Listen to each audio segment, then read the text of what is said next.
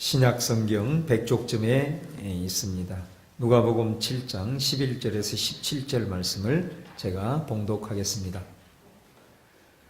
그 후에 예수께서 나인이란 성으로 가실새 제자와 많은 무리가 동행하더니 성문에 가까이 이르실 때에 사람들이 한 죽은 자를 메고 나오니 이는 한 어머니의 독자요 그의 어머니는 과부라. 그 성에 많은 사람도 그와 함께 나오거늘 주께서 과부를 보시고 불쌍히 여기사 울지 말라 하시고 가까이 가서 그 관에 손을 대시니 맨 자들이 서는지라. 예수께서 이르시되 청년아 내가 네게 말하노니 일어나라 하시매 죽었던 자가 일어나 앉고 말도 하거늘 예수께서 그를 어머니에게 주시니 모든 사람이 두려워하며 하나님께 영광을 돌려 이르되 큰 선지자가 우리 가운데 일어나셨다 하고 또 하나님께서 자기 백성을 돌보셨다 하더라. 예수께 대한 이 소문이 온 유대와 사방에 두루 퍼지니라. 아멘. 이 말씀을 통해서 하나님의 임재가 저와 여러분 가운데 함께 하시기를 원합니다.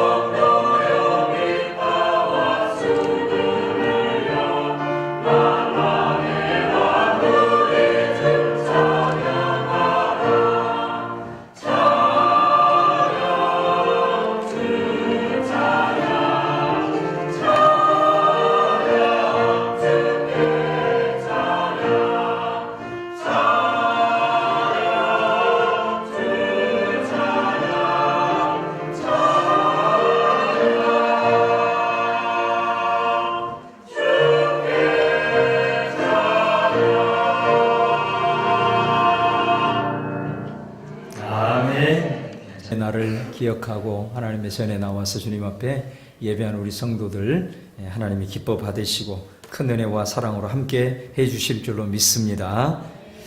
오늘 봉독한 누가복음 7장 11절에서 17절 말씀을 중심으로 해서 가난한 자는 복이 있나니 이런 주제로 하나님의 말씀을 함께 나누겠습니다. 누가복음 6장 20절 말씀에 보면 예수께서 눈을 들어 제자들을 보시고 이르시되 너희 가난한 자는 복이 있나니 하나님의 나라가 너희 것이며 이렇게 말씀해요. 하나님의 나라가 누구의 것이냐? 가난한 자의 것이라고 우리 예수님이 선언하고 계십니다. 예수님께서 이 땅에 하나님의 나라를 가져오셨어요. 하나님의 나라는 가난한 자들이 눈물을 흘리지 않고 기회가 공평하게 주어지고 또 억압받지 않고 자신의 뜻을 펼칠 수 있는 나라, 하나님의 나라입니다. 예수님이 이 나라를 이 땅 가운데 가져오신 것이죠. 그래서 우리 예수님은 누가복음 4장 18절에 19절에서 이렇게 말씀해요. 주의 성령이 내게 임하셨으니 이는 가난한 자에게 복음을 전하게 하시려고 내게 기름을 부으시고 나를 보내사 포로된 자에게 자유를, 눈먼 자에게 다시 보게 함을 전파하며 눌린 자를 자유롭게 하고 주의 은혜의 해를 전파하게 하려 하심이라. 우리 예수님께서 사역을 시작하시면서 첫 번째로 선포한 말씀이 바로 이 말씀입니다. 하나님이 예수님을 보내셔서 성령을 부어주셨다는 거죠. 그 말은 무슨 말이겠어요? 예수님에게 사명을 주었는데 그 사명이 뭐냐? 가난한 자들에게 복음을 전하는 그 사명을 주셨다는 겁니다. 가난한 자, 억눌린 자, 눈먼 자에게 자유를 주고 이들이 차별을 받지 않고 하나가 되는 그런 하나님의 나라의 소식을 전하기 위해서 예수님이 오셨다라는 것을 사역을 시작하면서 선포하고 있는 것을 보게 돼요. 이 하나님의 나라의 복음을 특별히 이 말씀 속에서 19절에 보면은 주의 은혜의 해라는 표현을 쓰고 있습니다. 여기서 주의 은혜의 해는 구약 성경에 말씀하는 희년을 가리킵니다. 희년. 레위기 25장에 보면은 희년 제도가 나오거든요. 그 희년이라고 하는 것은 우리가 7년마다 이스라엘은 안식년으로 지킵니다. 특별히 이때는 땅을 1년 동안 이제 쉬게 해주는 그런 제도인데요. 이 안식년이 7번이 돌아가면 77에 49, 49년이 되죠. 그 49년 다음에 50년째 되는 해를 희년이라 그렇게 부릅니다. 그러니까 희년이라고 하는 것은 한마디로 얘기를 하면 이런 겁니다. 모든 것이 원래 상태로 돌아가는 겁니다. 처음으로 돌아가는 것, 이것이 희년입니다. 사람이 똑같은 상황에서 출발을 하더라도 50년 정도가 지나면 어떤 사람은 굉장히 부를 소유하는 사람이 있고요. 또 권력을 소유하는 그런 사람도 있습니다. 근데 반면에 똑같은 상황에서 출발을 했다 하더라도 어떤 사람은 지극히 가난 가운데 빠진 사람이 있을 겁니다. 그래서 감당이 안 돼서 빚을 많이 진다거나 기업으로 물려받은 땅을 다 판다든가 심지어는 자신의 아이들을 종으로 파는 그런 고대 사회 속에서 실제로 그런 일들이 많이 발생을 하게 된 거죠. 그러니까 똑같이 출발했지만 50년이 지나면 이런 차이가 많이 발생을 하는 거예요. 그래서 하나님께서 이스라엘 백성들 가운데 이 희년을 말씀하시면서 50년이 되면 다시 처음으로 돌아간다 그런 말이에요. 그래서 내가 빚을 진 것 다 탕감받습니다. 그리고 내가 종이 되었다, 종으로부터 해방이 됩니다. 내가 빼앗긴 그리고 땅들이 다시 다 돌아옵니다. 그리고 그것을 차지하는 사람들도 다 주어야 됩니다. 이것이 바로 희년입니다. 그러니까 희년이라고 하는 것은 원래 처음 상태로 다시 돌아가서 다시 출발을 하자 그런 의미가 담겨 있는 제도입니다. 근데 이 희년 제도가 인간의 역사 속에 실현이 되었는가? 한 번도 없었습니다, 사실은. 그런데 오늘 예수님이 말씀하시는 거예요. 바로 이 구약에 말씀한 희년 제도를 이루기 위해서 내가 왔다라는 것입니다. 이 주의 은혜의 해를 선포하기 위한 바로 하나님의 나라가 임하며 그 역사가 이루어지는데 바로 그 하나님의 나라를 내가 가지고 왔다라고 말씀을 하고 있고 그 구약의 말씀이 예수 그리스도로 인하여 성취가 될 것을 선언하고 있다라는 것이죠. 그래서 역사 속에서 이 희년 제도가 구체적으로 시행된 적은 없지만은 이 기독교의 복음을 통해서 희년 정신이 전 세계로 흩어지면서 바로 많은 차별들이 철폐되는 역사가 일어나게 된 거죠. 기회가 균등하게 주어지는 평등의 가치가 일어나게 되고 그리고 나눔의 정신과 연약한 이들을 돕기 위한 기부 또 자원봉사가 생기고 그리고 나라들이 어려운 나라들을 국제적으로 지원하게 되고 인권이 회복되는 이런 역사들이 전부 희년 정신에서 출발해서 기독교 복음이 들어가는 곳곳마다 이런 역사가 일어났던 것을 보게 됩니다. 우리 예수님께서는 오늘 이 누가복음 7장에서 이제 지금까지 자신이 선언한 이 하나님의 나라의 복음에 대한 메시지를 이제 직접 실천하고 있는 장면이 바로 이 7장의 내용이라고 할 수가 있습니다. 우리가 이 7장을 누가복음 7장을 읽어보면 세 가지의 사건이 나오게 됩니다.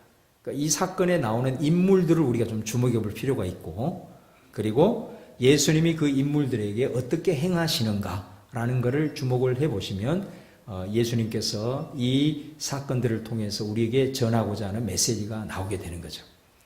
자, 먼저 7장 1절 이하에 보면은 백부장이라는 사람이 나옵니다. 근데 그 백부장의 종이 병이 들었어요. 병이 들어서 이 사람이 예수님에게 그 종을 고쳐달라고 부탁을 하게 되고 예수님은 그 백부장의 종을 치유해 주십니다. 근데 이 백부장이 누구냐 하는 거예요. 이 백부장은 당시에 이 유대 사회가 로마의 지배를 받고 있었어요. 그래서 각 곳곳마다 식민지에 주둔군을 둔 것이죠. 그 사람입니다. 그래서 백부장이라고 하는 것은 자기 휘하에 100명의 부하를 거느리는 사람을 백부장이라고 해요. 그러니까 이 사람은 유대인의 입장에서 보면은 이방인이에요. 우리가 구약의 율법을 보면서 또 특별히 사도행전 10장에 나와 있는 내용을 보면 유대인들은 이방인과 교제하지 않았습니다. 유대인은 이방인과 섞이지 않았습니다. 왜냐하면 그 일로 인하여서 부정하게 되기 때문에. 그래서 이 유대인들은 이방인을 굉장히 이렇게 거리를 두고 또 때로는 멸시하고 이런 그런 상황이었다라는 거죠. 그런데 우리 예수님께서는 그 이방인인 백부장의 요청을 받고 아무런 거리낌 없이 그 백부장의 집으로 거침없이 지금 걸어가고 계신다라는 것입니다. 유대인의 율법으로 보면 분명히 어긋난 일이고 자신이 그 일로 인하여서 부정해짐에도 불구하고 상관하지 아니하고 그 율법을 넘어서서 그 이방인의 집으로 과감히 걸어가고 있는 예수님의 모습을 보게 된다는 것이죠. 그 다음에 두 번째 사건은 나인성을 지나가실 때에 그곳에서 예수님이 과부를 만나는 거예요. 근데 그 과부는 우리가 구약성경에 나타나듯이 고아와 과부와 나그네는 가장 가난한 사람들을 대표하는 사람들이죠. 소외된 사람들이에요. 주변인이에요. 그런데 그 과부에게 하나밖에 없는 아들이 또 죽어버린 거예요. 모든 소망이 다 사라지는 그런 순간입니다. 얼마나 슬펐던지 장례식에 많은 동네 사람들이 함께했다라고 성경은 말합니다. 그 장례의 행렬 속에서 그 과부의 한 맺힌 울부짖음을 한번 여러분 상상을 해보세요. 말로 할 수 없는 몸부림과 울부짖음이 있었을 겁니다. 지나가시다가 예수님이 그 한이 서린 여인의 울부짖음을 들으신 거예요. 그리고 갑자기 그 장례 행렬을 멈추십니다. 그리고 그 장례 행렬로 가시더니 예수님께서 그 시체에 덮인 관에다가 손을 얹으시는 겁니다. 여러분 이것 또한 민수기 19장에 근거해 보면 시체를 만진 자는 7일 동안 부정해진다는 율법을 어기는 일이라 이 말이에요. 그런 부정한 일임에도 불구하고 예수님은 상관하지 않으시고 과감하게 그 과부의 울부짖음을 외면치 아니하시고 그 장례 행렬에 들어가셔서 그 관에 손을 얹으시고 시체에 손을 얹으시고 그 죽은 과부의 아들을 살리시는 기적을 베풀고 있는 것을 보게 된다는 거예요. 그 다음에 세 번째 사건은 예수님께서 이 시몬이라고 하는 바리새인의 집에 초대를 받으셨어요. 그런데 초대를 받고 그곳에 앉아 있는데 갑자기 불청객 한 사람이 들어와요. 그 불청객이 누구냐면 그 동네에서 완전히 죄인으로 낙인 찍힌 한 여인이 들어와요. 근데 그 여인이 들어와서 갑자기 예수님의 발에 값비싼 향유를 붓는 거예요.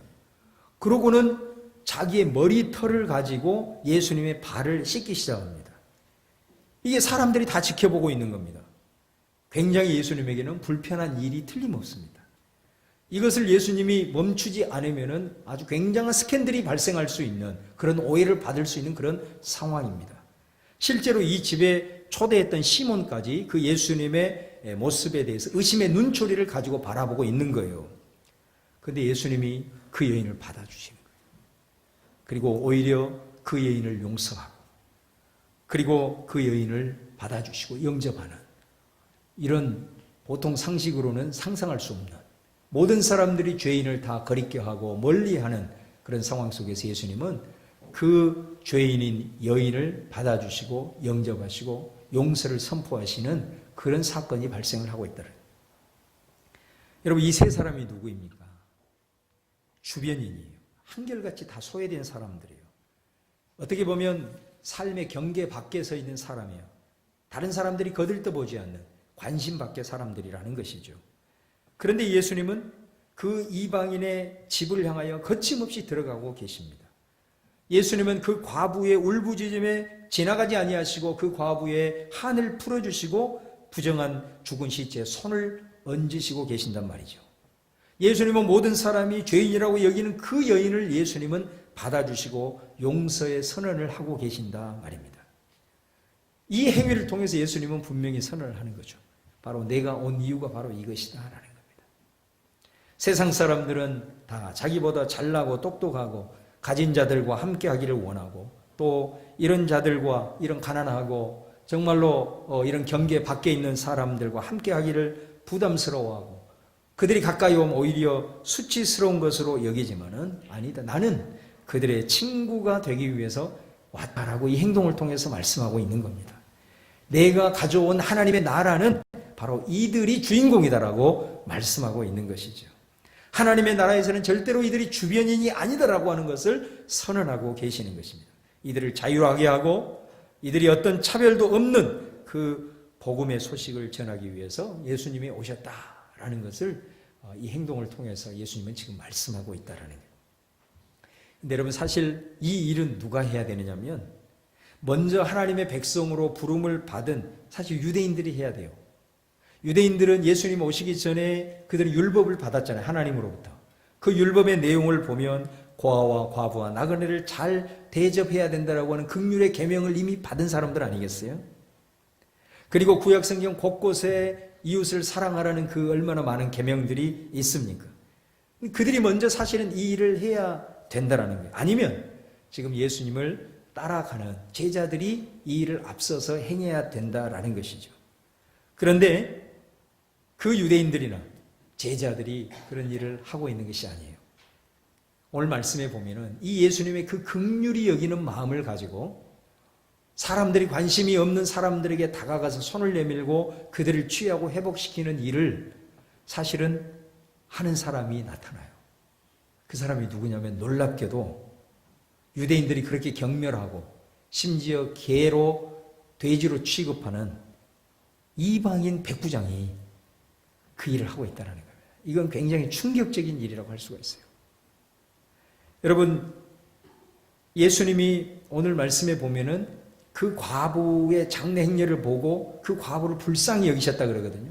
이 불쌍히 여긴다는 헬라어 단어는 뭐냐면은 내장이 뒤틀린다 그런 말이에요.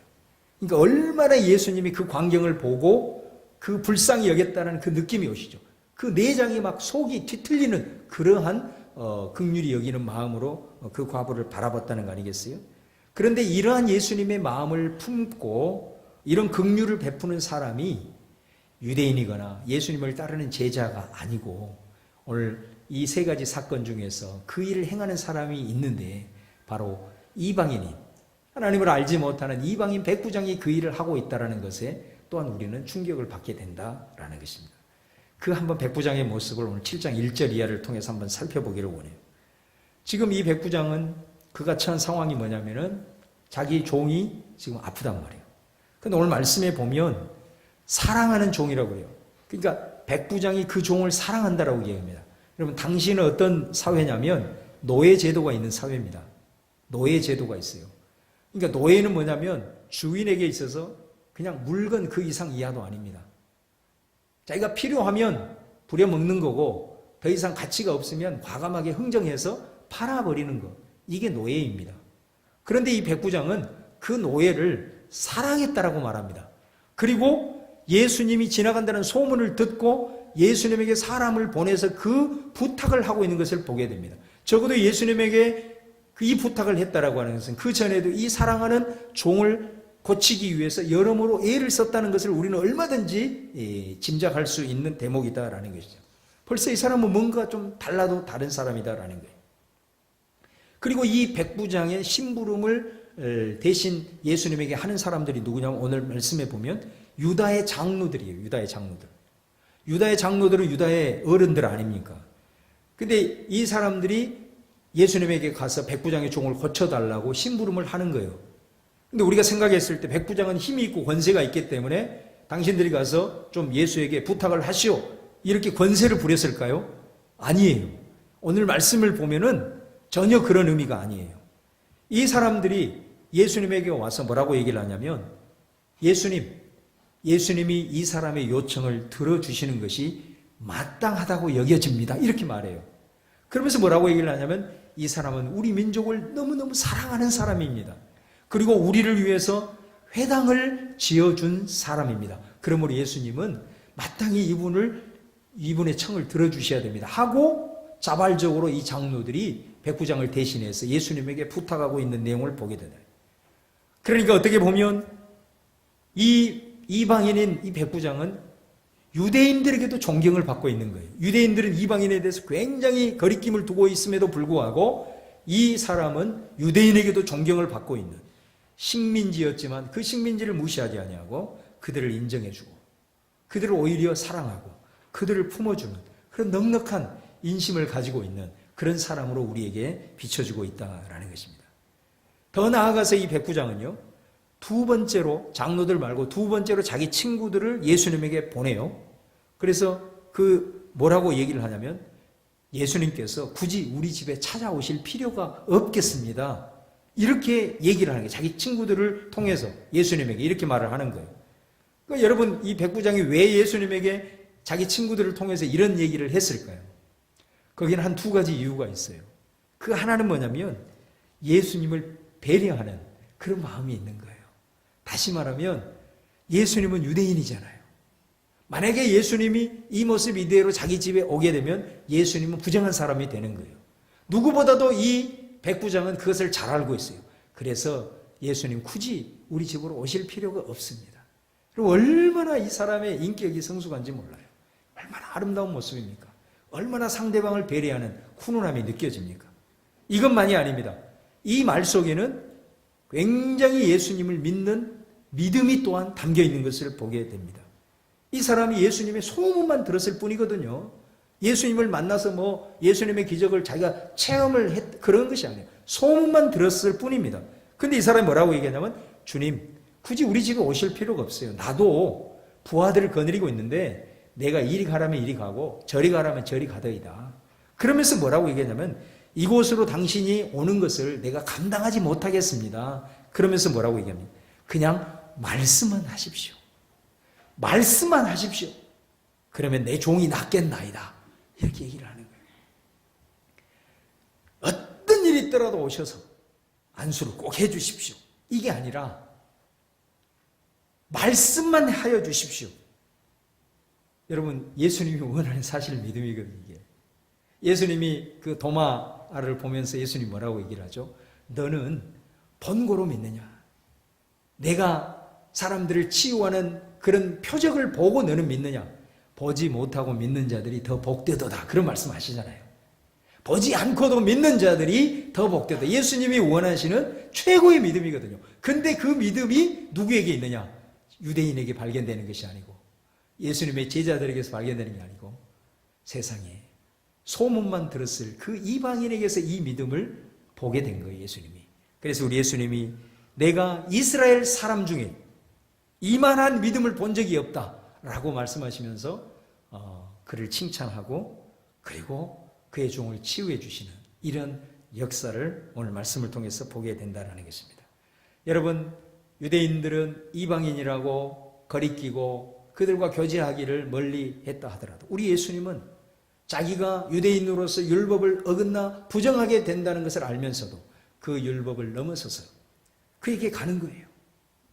그것을 통해서 우리 예수님은 바로 이 백부장, 이방인이라 할지라도 하나님의 나라에는 소외된 자들이 아니라 바로 이들의 것이다라고 말씀을 하고 계시는 것이고 이 백부장의 모습을 또한 보면 그 주님을 향한 믿음이 백부장에게 있어서 그는 합당한 하나님의 백성이다라고 하는 것을 말씀을 통해서 우리는 보게 되고 뿐만 아니라 그는 평소의 삶 속에서 얼마나 긍휼의 마음을 가지고 긍휼을 베풀면서 살아간 사람이었는가라는 것을 오늘 말씀을 통해서 우리는 보게 된다라는 것입니다.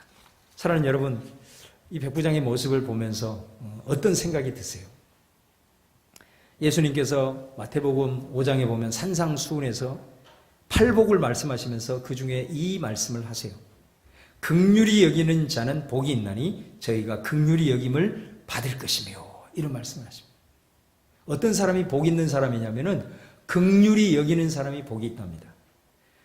지난 시간에 우리가 인생의 광풍이 닥쳐왔을 때 그 광풍에 떨지 아니하고 도리어 담대하게 그 광풍에 직면하면서 그 광풍을 이겨내는 믿음의 능력이 우리들의 현실 속에서 이루어지는 삶을 사는 것이 뭐로 가능하다고 그랬습니까? 우리의 인생의 순풍의 순간에, 내 일상의 삶 속에서 내 인생이 순풍이 불 때 하나님을 크든 작든 경외하는 사람들, 그런 사람은 광풍이 몰려올 때 그 광풍을 두려워하지 아니하고 주님을 의지하고 믿음으로 그 상황을 극복하게 되는 믿음의 역사를 이룬다라고 말씀을 했잖아요. 마찬가지란 말이죠. 우리가 인생을 살아가면서 긍휼이 필요할 때가 있어요. 여러분, 우리가 하나님 앞에 간절한 기도를 올려드릴 때 뭐라고 기도합니까? 하나님, 나를 불쌍히 여겨주십시오. 이렇게 기도하잖아요. 긍휼이 필요하다고요. 우리는 예수님의 이 긍휼이 필요할 때가 우리의 인생 순간순간에 우리에게는 다가오는 거예요. 여러분, 그 긍휼이 필요할 때 오늘 예수님의 팔복처럼 하나님으로부터 긍휼이 여김을 받기 위해서는 어떻게 하라고 말씀합니까? 네 인생의 순풍일 때, 너의 평소의 일상의 삶 속에서 다른 사람들을 대할 때 긍휼히 여기라고 말씀해요. 그럴 때에 내가 정말로 하나님의 긍휼이 필요한 그 시점에 하나님의 풍성한 긍휼을 내가 누릴 수 있게 된다라고 주님은 말씀하시는 것이죠. 사랑하는 여러분, 그러므로 저와 여러분이 어느 때에 우리의 삶 가운데 하나님의 긍휼이 필요할 때가 올지 몰라요. 그러므로 평소의 삶 속에서 많은 사람들을 대할 때 불쌍히 여기는 마음, 동정하는 마음, 판단하고 정죄하고 험담하고 이러한 모습이 아니라 늘 불쌍히 여기고 긍휼히 여기는 그런 은혜가 여러분에게 있어서 정작 내 심령 속에 하나님의 긍휼이 필요할 때 말로 할 수 없는 하나님의 긍휼의 은혜를 받는 진정한 복 있는 자들 다 되시기를 주님의 이름으로 축원합니다. 여러분, 예수님께서 이 땅에 오셔서 이 땅을 바라보시면서 당연히 사실은 이 하나님의 말씀을 깨닫고 또 이 은혜를 경험하는 그리스도인들이 사실 그런 삶을 살아야 되는데, 그리스도인들은 오히려 오늘 성경 속에 나오는 바리새인들처럼 머리만 커지고 자기가 최고인 줄 알고 그래서 착각에 빠져서 다른 사람들을 비교하기만 하고 정죄하기만 하고 이렇게 살아가고 있고, 도리어 예수님을 알지 못하는 사람이 백부장처럼 도리어 사람들을 불쌍히 여기고 그렇게 동정을 하며 살아가고 있다라고 한다면 우리 예수님의 마음이 얼마나 아프시겠냐요. 우리 예수님의 마음이 그 모습을 보면서 얼마나 안타깝겠냐라는 거예요.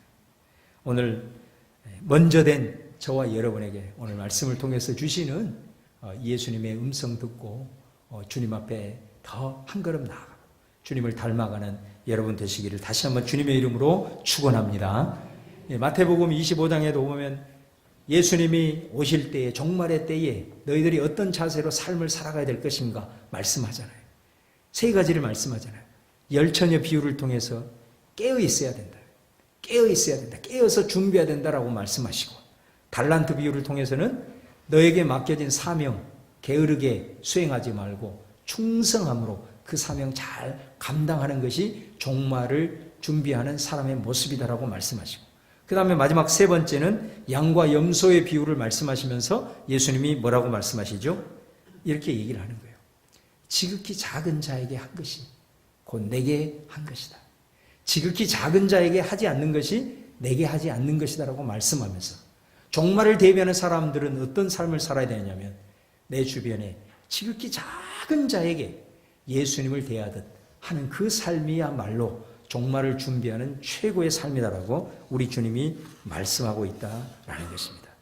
여러분, 그럼에도 불구하고 우리가 사실 작은 자에게 긍휼을 베풀고 작은 자를 예수님 대하듯 대한다는 것은 결코 쉬운 일이 아니에요. 그렇잖아요? 이거는 사실 헌신이 필요합니다. 그렇다면 우리가 이 예수님의 말씀, 오늘 이 백부장의 모습을 통해서 우리가 이렇게 예수님처럼 긍휼의 마음을 품고 내가 대하는 수많은 사람들과 특별히 연약하고 힘들어하고 정말로 지극히 작은 자들에게 긍휼을 베풀 수 있는 이런 헌신된 사람이 되기 위해서는 어떻게 해야 될까? 이 부분을 7장을 보니까 저는 마지막 이 부분에 나오는 죄인의 죄인으로 인정을 받았던 이 여인의 모습을 통해서 그 답을 나름대로 찾게 되었어요. 그걸 결론적으로 여러분에게 좀 나누려고 합니다.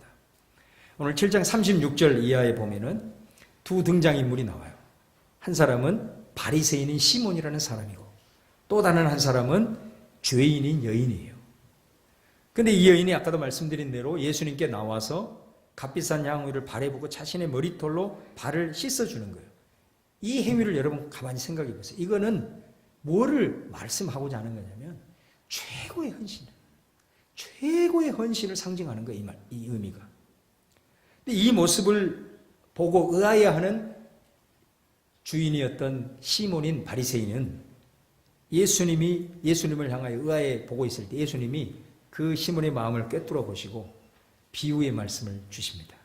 어떤 비유를 주시냐면 내가 한 사람에게 500데나리온을 빌려줬다 이 말이에요. 그리고 다른 사람에게는 50데나리온을 빌려줬다라고 말해요. 그런데 이 두 사람은 갚을 능력이 없는 거예요. 그래서 내가 이 두 사람을 동시에 빚을 다 탕감을 해줬다라고 말해요. 그러면서 묻습니다. 이 두 사람 중에 누가 나를 더 사랑하겠느냐 이렇게 물어봐요. 여러분은 누가 더 사랑하겠습니까? 이 시몬이 얘기를 하는 겁니다. 500데나리온 탕감을 받은 사람이 당신을 더 사랑하지 않겠습니까? 당연한 거 아니겠습니까? 그 말을 하는 거예요. 그 말을 듣고 우리 예수님께서 그 시몬에게 이렇게 말합니다. 시몬아, 너는 내가 너의 집에 들어왔을 때 발 씻을 물도 주지 않았다. 그런데 이 여인은 자신의 머리털로 내 발을 씻어주더라. 너는 내가 네 집에 들어왔을 때 내 머리에 감람유 하나도 붓지 않았다. 그런데 이 여인은 내 머리가 아닌 발레, 감람유가 아닌 그 비싼 향유를 내게 부어주었다. 누가 나를 더 사랑하는 것이냐? 라고 물어요, 예수님이. 그렇다면 왜 이 여인이 나를 더 사랑했을까? 그리고 왜 너는 이 여인보다 나를 향한 이 사랑과 헌신이 약할까? 예수님이 마지막 부분에 말합니다. 그는 죄 용서를 많이 받았기에 나를 더 사랑하는 거고 너는 죄 용서를 적게 받았기에 나를 덜 사랑하는 것이다 라는 말씀을 주시는 거예요. 이게 무슨 말이냐면 이 말씀의 의미를 잘 들어야 돼요. 이 세상에는 두 종류의 죄인이 있습니다. 첫 번째는 자기가 죄인임을 알지 못하는 죄인이 있고요. 또 한 종류의 죄인은 자기 자신이 죄인임을 아는 죄인이 있습니다. 우리가 죄 용서를 적게 받은 사람이 있고 아니면은 죄 용서를 많이 받은 사람이 실제로 있을까요? 아니에요. 우리 주님이 바라봤을 때는 어떤 사람은 한 가지를 잘못하고 99가지를 잘했고 어떤 사람은 99가지를 잘못하고 한 가지를 잘해도 그 한 가지 때문에 모두가 똑같은 죄인인 거예요. 그래서 이 죄 용서의 은총이라고 하는 것은 어떤 사람이 많이 죄 용서를 받고 어떤 사람이 덜 죄 용서를 받고 이것은 없어요. 그 예수님이 말씀한 의미는 뭐냐면은 마치 하나님의 위에서 내려오시는 죄 용서와 사랑과 은혜는 하늘에서 내려오는 비와 같아요. 그 비를 우리 모두는 다 맞습니다. 그런데 중요한 것은 뭐냐면 어떤 사람은 그 은혜가 내게 내리지 않았다라고 생각을 하는 사람이 있고 어떤 사람은 그 은혜로 흠뻑 내 심령이 적셔졌다라고 말하는 사람이 있다는 겁니다. 그건 뭐냐면 깨달음이라는 게 있습니다. 깨달음. 죄 용서의 은혜가 되었던 하나님께서 주시는 사랑이 되었던 간에 모든 사람에게 차별을 두는 주님이 아니에요. 중요한 것은 그 은혜를 많이 깨닫느냐 적게 깨닫느냐의 차이를 말씀하고 있는 것입니다. 그러면 누가 하나님께 누가 주님께 더 깊은 헌신을 올려드릴까요? 바로 그것은 십자가에서 베풀어 주신 주님의 사랑, 나를 용서하시는 하나님의 사랑, 그 은혜를 깨닫는 자, 작은 것에서도 하나님의 은혜를 깨닫는 사람, 그래서 그는 많은 용서를 받은 것처럼 여기고 많은 사랑을 받은 것처럼 여기는 그런 사람이 그 깨달음이 없는 사람보다는 훨씬 더 주님을 향한 헌신과 주님을 향한 사랑의 정도가 깊게 되더라는 것입니다. 사랑하는 여러분, 여러분에게 있어서 하나님의 은혜 그리고 십자가의 사랑은 여러분 얼마만큼 깨닫 계시는가요? 바리새인들처럼 550데나리온으로 여기고 있나요? 아니면 이 여인처럼 500데나리온으로 여기고 있나요? 그 깨달음의 차이다라는 것이죠. 여러분, 지극히 작은 자에게 한 것이 내게 한 것이다. 내 주변의 형제 자매들 그리고 사랑하는 교우들, 특별히 연약한 이들에게 긍휼을 베푸는 저와 여러분 될 수 있기를 주님의 이름으로 축원합니다. 이것이 왜 중요하냐? 오늘 말씀을 통해서 주님을 향한 최고의 헌신이기 때문에 그래요. 우리가 주님을 향한 헌신은 여러 가지가 있을 수 있어요. 그러나 오늘 이 누가복음 7장을 통해서 이 주님의 긍휼히 여기심을 가지고 있는 그 주님의 마음을 베풀고 있는 백부장의 모습을 보여주고, 그리고 마지막에 주님께 최고의 헌신을 드리는 이 여인의 모습의 사건을 누가복음의 기자가 우리에게 동시에 보여주고 있는 것은, 우리가 주님을 향한 헌신 중에서 최고의 헌신은 지극히 작은 자에게 긍휼을 베푸는 것, 이것이 최고의 헌신이라는 것을 말씀을 하고 있는 것입니다. 그러면 이 헌신을 우리가 어떻게 할 수 있을까? 다른 것이 아니란 말이죠. 주님께서 내게 베푸신 용서의 은혜, 십자가의 사랑을 깨닫는 것이다. 이것이 헌신을 위한 힘의 근원인 줄로 믿습니다. 그러므로 여러분, 우리에게 있어서 중요한 것은, 우리가 전에 한 2달 되었나요? 우리 금요 심야기도 때 그 오카는 목사님이라고 사랑의 담임인데 지금은 돌아가셨지만 그분의 생애를 다루는 다큐멘터리를 영상으로 본 적이 있는데, 저는 그분이 그 유언처럼 남기는 그 마지막 그 설교에서 정말로 그 우리에게 울림을 주는 그 메시지를 지금도 기억을 하고 있는데, 그분이 그렇게 얘기를 해요. 여러분, 아무리 바쁘고 아무리 분주하더라도 적어도 예수를 믿고 따르는 그리스도인은 하루에 10분만 그리스도의 십자가의 사랑을 묵상하십시오. 그 말을 토해내면서 외치는 그 음성이 지금도 생생히 들려옵니다. 여러분, 우리가 이 주님을 향한 최고의 헌신, 지극히 작은 자에게 예수님 하듯 하는 이 긍휼의 삶이 하나님이 원하시는 최고의 헌신인데, 그걸 어떻게 할 수 있느냐?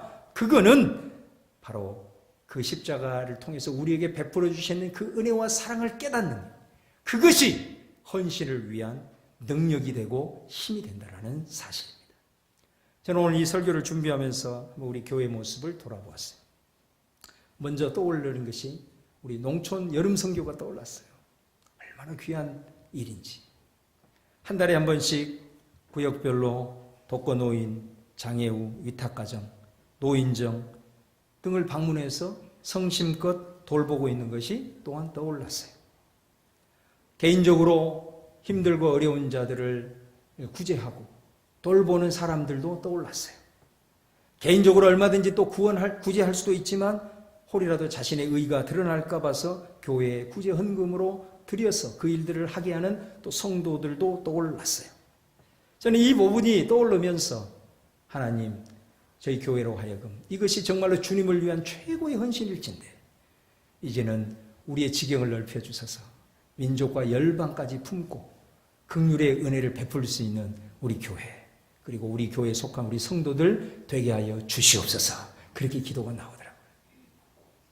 교회를 통해서 일에 헌신하는 성도들을 우리 하나님 꼭 기억하십니다. 그리고 정말로 하나님의 긍휼의 은혜가 필요할 때 하나님께서 여러분에게 풍성하신 긍휼의 은혜로 채워주실 줄로 믿습니다. 이 마음이 서로에게 품고 나아갈 때 우리 성민교회를 통해서 오늘 가난한 자가 복이 있다라고 하는 이 말씀의 역사가 우리를 통해서 아름답게 이 땅 가운데 펼쳐지기를 주님의 이름으로 축원합니다.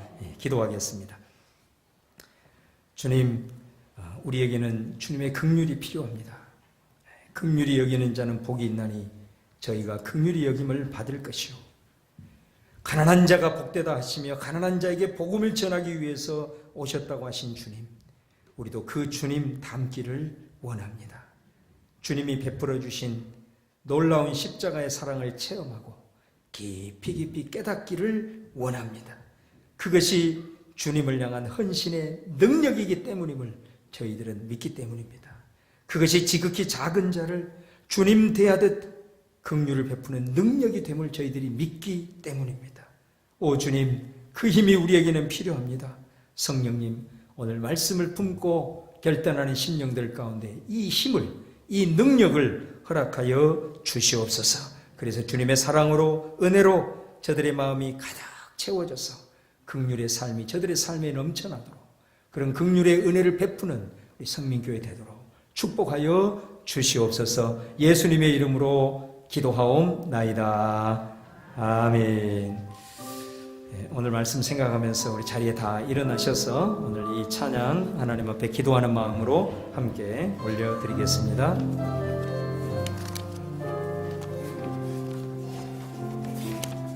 아버지, 당신의 마음이 있는 곳에 나의 마음이 있기를 원해요.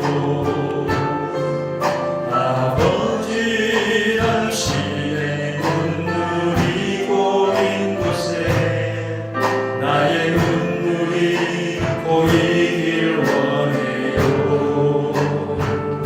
아버지, 당신이 바라보는 영혼에 대해 나의 두 눈이 향하길 원해요.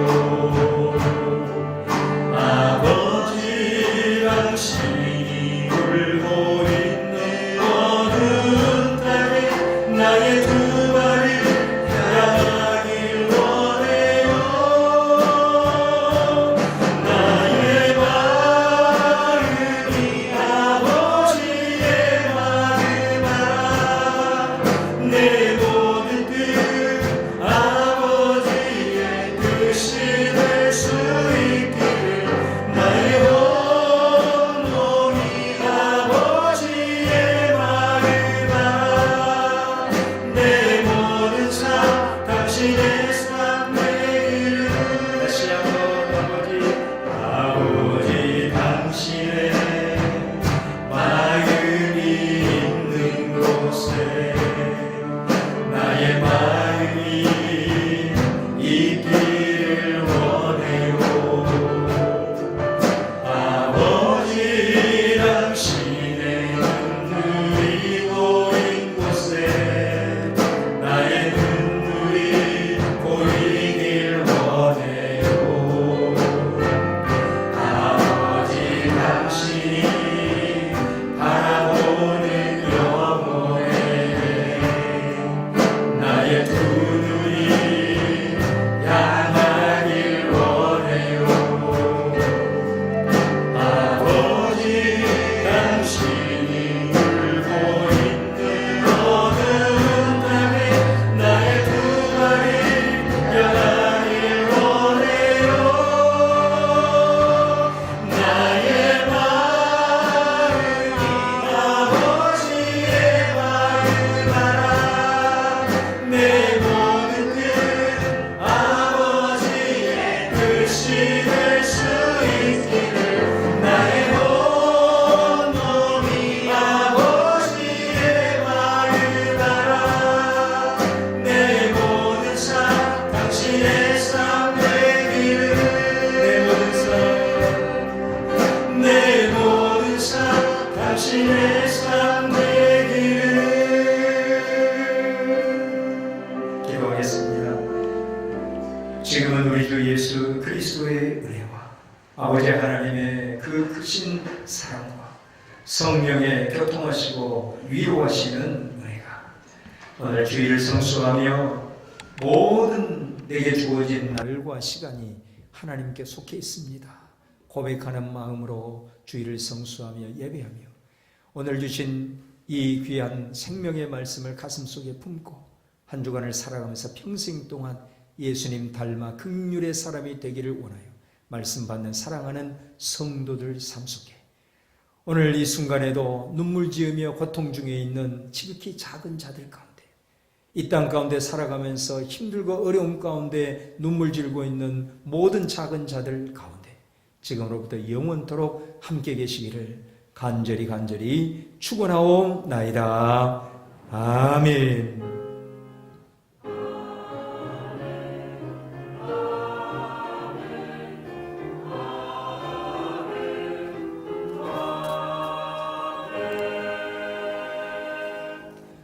자리에 앉아주시면 제가 교회 소식 몇 가지만 알려드리겠습니다.